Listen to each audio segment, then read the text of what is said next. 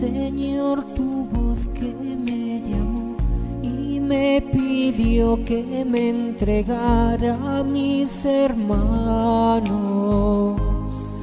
Esa voz me transformó, mi vida entera ya cambió y solo pienso ahora, Señor, en repetirte.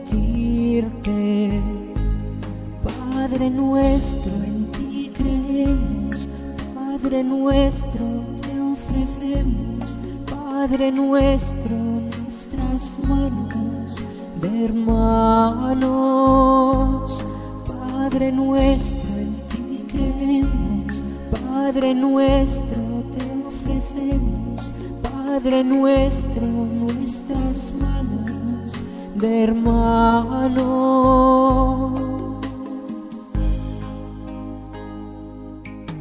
Padre nuestro que estás en el cielo, santificado sea tu nombre.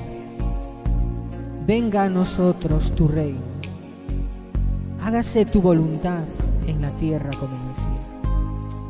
Danos hoy nuestro pan de cada día y perdona nuestras ofensas, como también nosotros perdonamos a los que nos ofenden.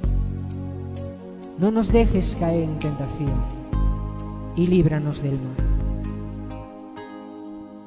Cuando vaya a otro lugar, tendré, Señor, que abandonar a mi familia, a mis amigos, por seguirte.